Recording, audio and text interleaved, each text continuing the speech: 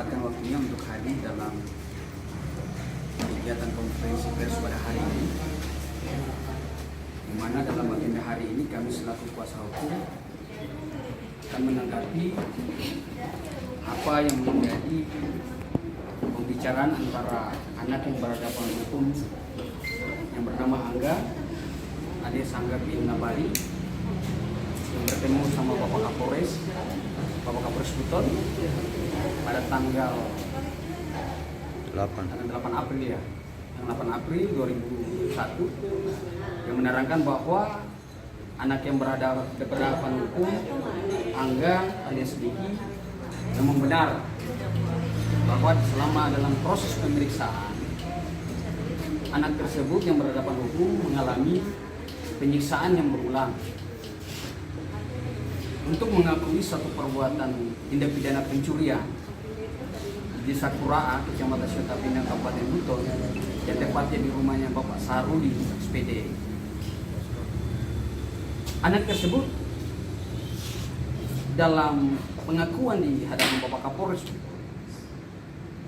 dan dikaitkan dengan selama pemeriksaan kami mendampingi anak di tanggal 1 bulan Februari tahun 2020 menerangkan bahwa benar mereka mengalami penyiksaan yang berulang kali, diancam mau dibunuh untuk mengakui suatu perbuatan pencurian yang memang mereka tidak lakukan.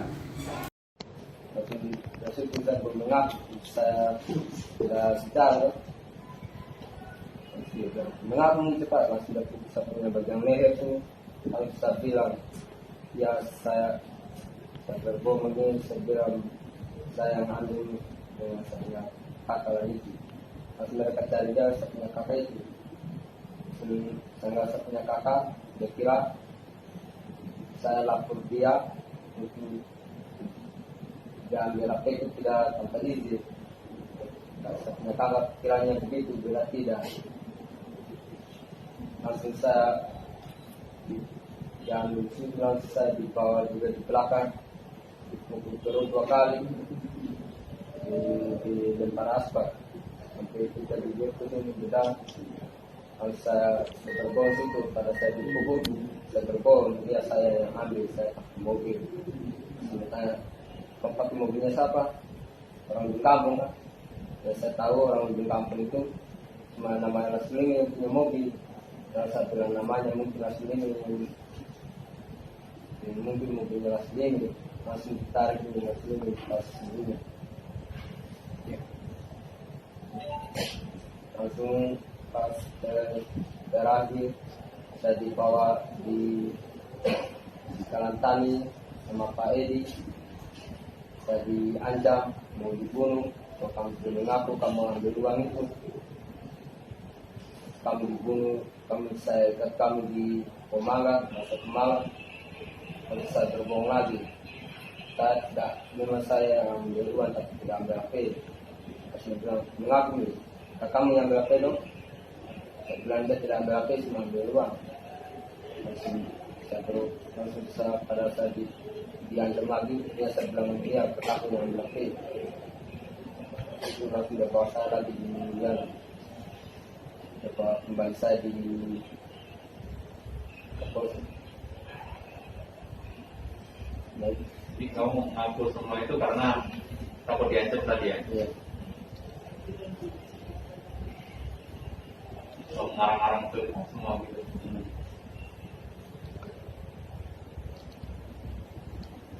Udah itu aja.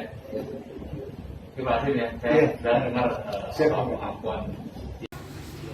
Kalau melihat bukti kekerasan yang dialami oleh saudara Rahman, adik kita Rahman, di mana dalam pengakuan dia menerangkan bahwa dialah bukan sebagai pelakunya, akan tetapi kemudian memberikan keterangan pengakuan bohong dalam hal ini mengakui perbuatan karena dipukul dia sebanyak 2 kali oleh anggota yang bernama Mas Edi.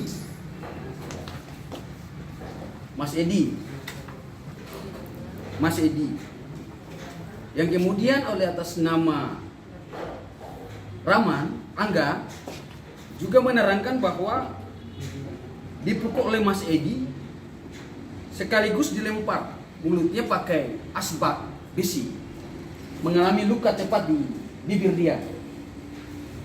Sehingga apa yang kemudian diterangkan di hadapan Bapak Kapolres itu benar terjadi. Hal itu untuk bagaimana dan kenapa? Kedua anak ini untuk menunjuk seorang dewasa yang bernama Muslimin. Dipaksa mereka ini mengaku suatu perbuatan, dipukul, diancam untuk dibunuh. Bahkan juga Angga dalam pemeriksaan kami mendampingi, ada keterlibatan Pak Kapolsek di situ. Yang mana ketika almarhum Mas Edi saat mengajak dia di Jalan Tani untuk di Desa Kuraan, ya, di malam hari diancam dengan sebilah parang dan disampaikan, kalau kau tidak mengaku, saya bunuh kamu. Untuk penegasan itu, almarhum Pak Edi, seorang anggota kepolisian Polsek Sambo Baru, menghubungi Bapak Kapolsek. Apakah kemudian anak ini kita bunuh karena dia mengakui? Maka jawaban Pak Kapolsek, iya, bunuh saja dia. Sehingga anak tersebut mendapatkan tekanan psikologis, dipukul, diancam, sehingga mengaku suatu perbuatan yang kemudian tidak dilakukan. Oleh karena itu, kemudian anak ini diarahkan untuk menunjuk dengan kerangka konstruksi hukumnya bahwa pada saat itu malam siapa yang punya mobil pickup di sana?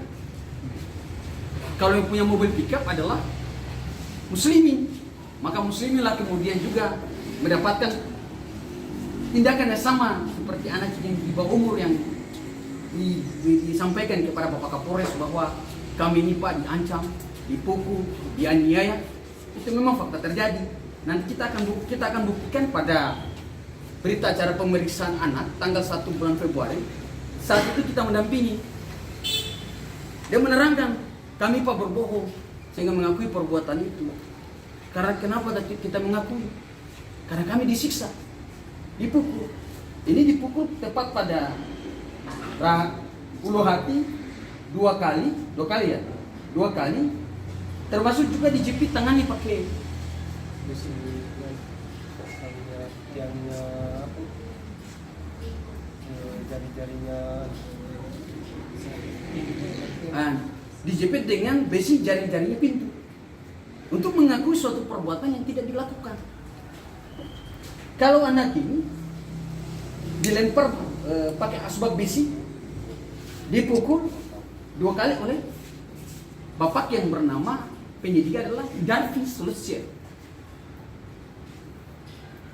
untuk mengakui suatu perbuatan. Dan bukan hanya 2 orang ini, termasuk juga anak-anak dari Desa Bajo, si Jerry, si Lia, yang kemudian dia berlomba untuk mengakui suatu perbuatan yang sama dan mengalami tekanan yang sama. Rijal dikatakan bahwa dia menyembunyikan laptop, hantam dia dengan dipukul pakai sendal, tampar. Untung ada orang tuanya. Anakku itu, kenapa orang pukul? Anakmu ini biadab anakku. Oleh karena itu, karena mereka kemudian didampingi, sehingga mereka terlepas dari masuk pada status tersangka. Karena mereka ini tidak didampingi oleh penasihat hukum dan bapak pada saat dimulai pemeriksaan, sehingga mereka ditetapkan sebagai tersangka. Tapi konstruksi hukumnya ada untuk bagaimana mencapai anak dewasa tadi. Karena di dalam laporan polisi ini tanggal 1 Januari kejadian tanggal 24 Desember 2020, pelapor atas nama Saharudin SPD dia langsung menunjuk nama Muslimin CS. Ini anak muda ini Muslimin CS. Sementara pada posisi hukumnya dia tidak melihat, tidak ada satupun yang melihat bahwa dewasa itulah yang kemudian sebagai pelakunya. Kemudian pada saat tanggal yang sama 1 Januari dia melapor jam 12, jam 2 siangnya diambil keterangannya.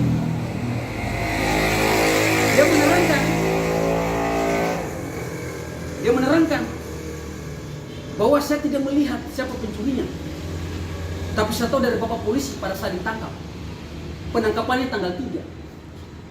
Laporannya tanggal 1 menunjuk nama. Ini by order. Kalau kami mengatakan ini by design, by order. Dan ironisnya lagi, oleh hasil Litmas Bapak, dia menguraikan tanggal 8 Desember 2020. Kejadian tanggal 24 Desember 2020. Yang adalah korbannya orang tuanya sendiri. Diancam dengan senjata tajam. Tidak ada korelasinya dengan kasus ini. Kenapa dia bisa tebak? Kejadian tanggal 24 disusul Litmasnya tanggal 8 Desember atas nama Rahman. Ini ironis. Kenapa dia mampu menebak kejadian di tanggal 24 Desember, selisih 16 hari sebelum kejadian? Pelapor juga menunjuk nama di hari pelaporan tanggal 1 Januari. Tidak ada bukti awal, tidak melihat, langsung menunjuk. Polisi menerangkan, kau lihat dari mana? Saya tidak melihat. Saya tahu di saat penangkapan. Penangkapan tanggal 3. Kami dengan kuasa hukum menilai bahwa apa yang memang betul diterangkan anak itu benar itu terjadi. Bahwa mereka ini mengalami penyiksaan yang berulang untuk mengakui suatu perbuatan. Kami pun juga sudah melakukan pendampingan, bahkan mendapatkan terpaan pada saat proses penyelidikan dan penyidikan. Kalau kawan-kawan pers, kami juga dari pihak kuasa hukum dan pihak keluarga mewakili, sangat memohonkan untuk bagaimana kasus ini bisa dikuat, memuat tabung hukum yang tertutup agar bisa dibantu, agar mungkin dari teman-teman pers bisa menghubungkan kepada Komisi Perlindungan Anak di Bawah Umur, agar pihak-pihak dari Polres Buton yang menangani adalah Polsek Sampo Balo bisa mendapatkan teguran agar tidak terjadi lagi kepada anak-anak yang lain. Kami ironis melihat kejadian ini saat mendampingi anak-anak ini, termasuk ibunya, Ibu Sanima. Barang bukti 100 juta hasil pelaporan yang diambil, barang uangnya uang PKH 200.000 untuk dijadikan alat barang bukti, disita 200.000 dan disuruh tanda tangan berita acara penyitaan yang kemudian dia tidak ketahui. Witness semua 200.000 barang penyitaan uang hasil PKH, tidak melihat, disuruh tanda tangan mana uang 200.000. Dan kami pun juga sangat menyayangkan proses pengadilan yang dinaungi oleh Pengadilan Pasar Wajo yang memeriksa pada perkara ini. Beberapa alat bukti surat, 4 alat bukti surat yang kita ajukan juga tidak dijadikan, dimasukkan di dalam amar putusan. Anak ini sudah minta tolong pada proses persidangan dan keterangan saksinya bahwa kami dipukul Pak, kami dihantam pakai asbak Pak, mulut saya berdarah, saya dipukul 2 ulu hati saya Pak. Tapi mengabaikan akan hal-hal itu dan menyatakan anak ini bersalah. Anak ini menyatakan saya banding, meskipun 5 bulan saya dititip pada pesantren, tapi saya bukan pelakunya. Saya banding Pak, saya disiksa, saya dipukul untuk mengakui suatu perbuatan yang saya tidak lakukan. Mamanya didatangi jemput, mana uang 200.000 itu? Mamanya kasih uang PKH-nya, disuruh tanda tangan di kertas. Ternyata kertas itu adalah berita acara penyitaan. Tidak dibacakan, tidak disuruh membaca. Maka jawaban yang mamanya pada fakta persidangan, saya tidak bisa melihat. Kalau dalam tulisan, ini buat desain. Jadi, yang hari ini kebetulan kasus ini kita sudah masuk ke banding, kita banding, dan harapan kami kembali lagi, harapan kami kepada kuasa hukum. Kami sebagai kuasa hukum yang berharap sama teman-teman wartawan agar bagaimana kasus ini dapat diungkap terang-benerang. Karena kami yakin dan percaya bahwa kedua anak ini dan dewasa yang bernama Muslimin, kedua anak Angga, Rahman, Muslimin, salah satu Arjun, bukanlah sebagai pelaku sebagaimana tindak pidana yang hari ini diduga, baik itu oleh Polsek Sampo Balo, baik itu jaksa negeri Pasar Wajo dan pengadilan negeri Pasar Wajo. Ini pada set untuk bagaimana mereka ini mengakui suatu perbuatan itu. Bahkan hal ini sebenarnya kami juga di awal tidak mengetahui hal itu. Tapi kebetulan teman satu seorang aktivis ini saat menemani kita ke Polsek pada di awal cerita kita mau dampingi dia menerangkan, "Bang, anak itu dipukul." Siapa yang bicara? Kapolsek menyampaikan kepada anak buahnya, "Masih dipukul anak-anak itu." Maka dijawab itu sama anggotanya, "Masih kemana? Masih dipukul." Jadi apa yang disampaikan oleh saudara Angga di hadapan Pak Kapolres pada tanggal 8 April kemarin itu betul terjadi. Dan saya akan perlihatkan kepada kawan-kawan, salah satunya juga laporan barang bukti. Barang bukti sih termasuk dalam hal ini Oppo A11K yang menjadi barang bukti disita itu Oppo A12. Kami aneh dan hakim itu pula juga membenarkan yang hilang Oppo A11K, barang penyitaan Oppo A12. Laksana motor Mio yang dilaporkan, yang jadi barang bukti motor Scorpio. Ini aneh semua. Lian, adiknya kita juga dari desa Bajo, menerangkan juga. Kita pada disiksa, tadi pukul Pak. Padahal kita ini bukan pelakunya. Diadu domba, disuruh mengaku. Bahkan ditodongkan senjata, dikukang senjatanya, baru dipaksa. Itu Pak Idarfi namanya. Dari hasil pengakuan dia, Idarfi ya, Idarfi sama dengan Jerry juga pun sama. Kaitannya terhadap anak Angga ini tinggal di Bajo, menerangkan, kebetulan ada Mamalian juga, menerangkan bahwa di fakta persidangan kalau malam kejadian tanggal 24 anak itu berada di rumah saya. Nanti pulang tanggal 29 diantar oleh anakku yang bernama Saksi Lian juga. Dan itu dibenarkan oleh fakta persidangan. Ini aneh. Kalau kami dengan tegas mau menyatakan, kembali dari ketiga kami sebagai tim penasihat, ini ada upaya paksa untuk mengkriminalisasikan anak di bawah umur dan tambah satu dewasa. Dan mungkin saya akan bagi-bagikan apa yang menjadi hasil BAP pada saat itu sebagai tanda bukti nyata dalam pengakuan mereka pada saat pemeriksaan. Kenapa mengaku? Karena mereka dipukul.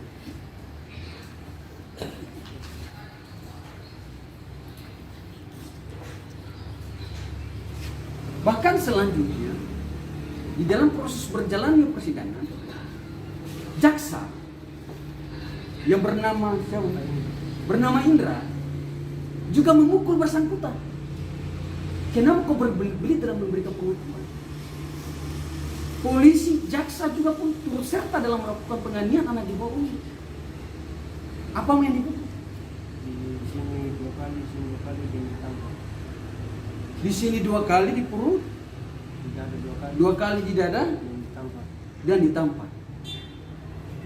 Ini bagaimana?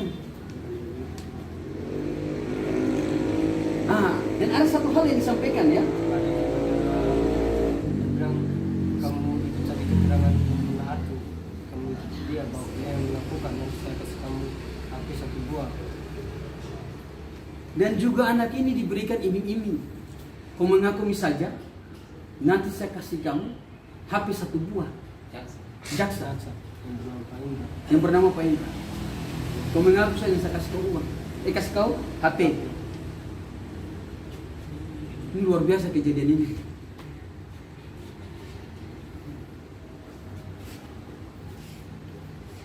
Kebetulan saya tidak tidak henti-henti yang mau menyampaikan. Tolong bantu proses penegakan hukum ini agar bisa terang benerang. Anak adalah generasi bangsa. Harus dipelihara, harus dijaga. Dan faktanya itu adalah tidak. Justru anak sebaliknya, negara tidak hadir untuk itu. Menyiksa, memukul, dan mengancam untuk mengakui suatu perbuatan-perbuatan yang tidak. Semoga ini tidak terjadi kepada keluarga kita bersama. Semoga ini bagian dari contoh yang tidak terjadi lagi berulang kali. Mungkin dari itu kami selaku penasihat hukum menyampaikan apa yang kemudian dialami oleh anak di bawah umur. Terima kasih. Assalamualaikum warahmatullahi wabarakatuh. Terima kasih sudah nonton. Jangan lupa like, subscribe, dan share ya.